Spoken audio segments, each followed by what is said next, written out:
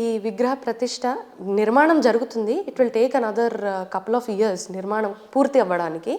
కానీ ఈ విగ్రహం మాత్రం 22nd నాడున ప్రతిష్ట జరుగుతుంది.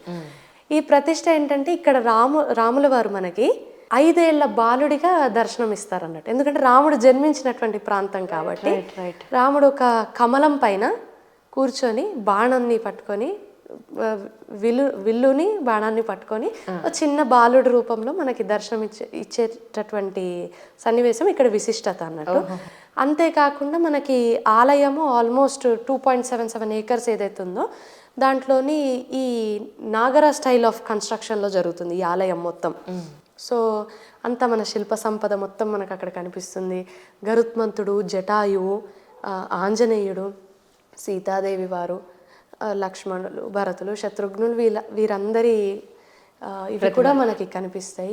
వాటి హైట్, వాటి మెజర్మెంట్స్ అంతా కూడా చాలా, I think it will be another wonder of the world if I'm not wrong. ఎందుకంటే అంత గొప్ప ఇదిగా చెప్తున్నారు. మీరు ఇప్పుడు మందిరం గురించి అడిగారు కాబట్టి చాలా ఇంపార్టెంట్ విషయం ఏంటంటే ఇంకొక 1000 సంవత్సరాల తర్వాత అయినా, ఇంకో 1,00,000 సంవత్సరాల తర్వాత అయినా కూడా ఇది నిజంగానే రాముడి భూమా కాదా అనేటటువంటి ప్రస్తావన మళ్ళీ అప్పుడు జరిగితే అప్పుడు ప్రజలకి కూడా తెలుసుకోవడానికి ఒక ఎవిడెన్స్ ఇప్పుడే పెడుతున్నారండి. అమేజింగ్. ఎలా అంటే చాలా ఇంపార్టెంట్ కదా అది. చాలా ఇంపార్టెంట్. ఎందుకంటే పోయిన మనుషులందరూ కూడా ఎలా అయితే ఎవిడెన్సెస్ వదిలి భూమి మీద వెళ్ళిపోయారు, అగైన్ మనం కూడా అది చేయాలి ఖచ్చితంగా. That is being done in this. ఎందుకంటే మళ్ళీ అది రిపీట్ అయ్యి అవ్వదు అని మనం చెప్పలేం కదా అది. ఎందుకంటే ఈ ఎవిడెన్సెస్ ఏవైతే మీరు అన్నారు కదా, ఇవన్నీ ఏం చేస్తారు మరి, ఇవన్నీ కొన్ని ఎవిడెన్సెస్ని మాత్రం తేదీలతో సహా 1000 అడుగుల లోతులో భూమిని తవ్వి అక్కడ ఒక టైం క్యాప్సూల్ని పెడుతున్నారు ఇప్పుడు. ఎక్సలెంట్. సో ఎన్ని సంవత్సరాలైనా కూడా మళ్ళీ ప్రస్తావన జరిగితే ఇది రామ్లల్లా విరాజమాందే అని ఆ క్యాప్సూల్ తీసినప్పుడు తెలిసిపోతుంది. అండ్ ఇంకా ఇంపార్టెంట్ విషయం ఏంటంటే ఇంకో 1000 సంవత్సరాలైనా చెక్కు చెదరకుండా నిర్మాణం చేస్తున్నారు ఈ ఆలయాన్ని. 10 magnitudeలోని ఎర్త్క్వేక్ వచ్చినా కూడా ఆ టెంపుల్కి ఏం కాదు, అంత పగడ్బందీగా కడుతున్నారు. అన్నిటికంటే ముఖ్యంగా స్టీల్, ఐరన్ని వాడకుండా కేవలం రాతితోనే నిర్మాణం చేస్తున్నారు. అది చాలా గమనించదగ్గమైనటువంటి విషయం. అది చాలా విశేషమైనటువంటి విషయం. ఎందుకంటే యూజువలీ టెంపుల్ అనగానే ఇప్పుడు అత్యాధునిక కాలంలోని మనం గమనిస్తుంటాం స్టీల్, ఐరన్ ఇలాంటివన్నీ వాడుతూ ఉంటాం. అలాంటిది ఏది లేదు, ఓన్లీ స్టోన్తోనే చాలా చోట్ల నుంచి వచ్చినటువంటి రెడ్ స్టోన్తోని డిఫరెంట్ కైండ్ ఆఫ్ స్టోన్స్తోని నిర్మాణం చేస్తున్నారు. డోర్స్ యొక్క వీటిపైన నగిషీలు, మన ఏనుగులు, పువ్వులు. ఎందుకంటే we worship everything in this world. మనం చెట్టుని, పుట్టని, అన్నిటినీ మనము గౌరవిస్తాము, పూజిస్తాం.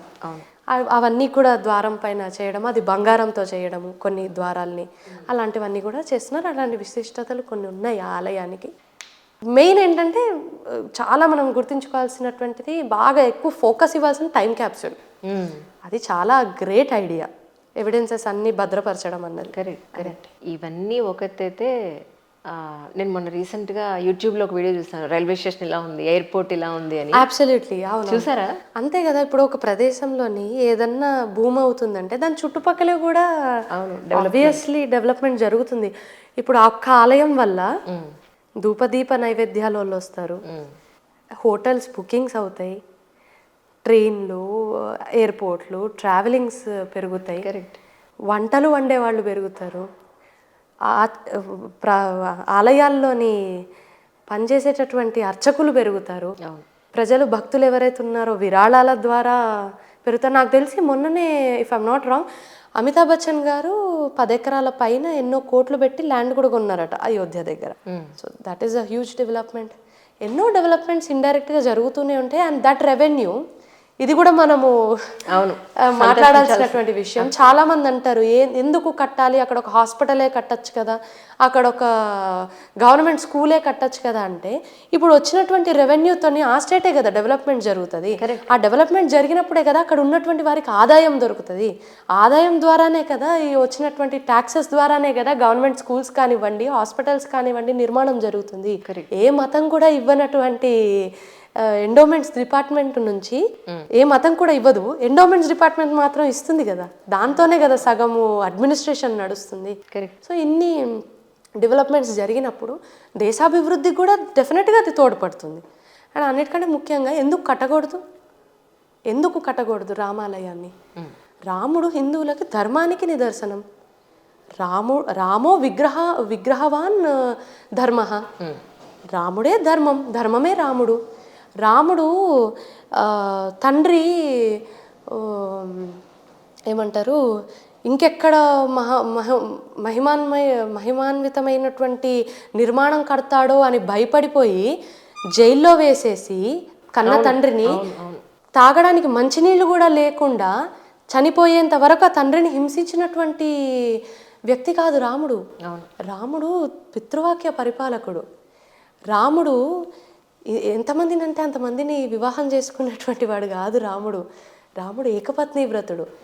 రాముడు సీతని అడవుల పాలు చేసి సీత డిగ్నిటీని పెంచి రాముడు అడవికి పంపించాడు, రాముడు అడవికి పంపించాడని ఈనాటికి మనం తనను తిట్టుకునేటటువంటి నిందని తన పైన వేసుకున్నటువంటి గొప్ప భర్త రాముడు.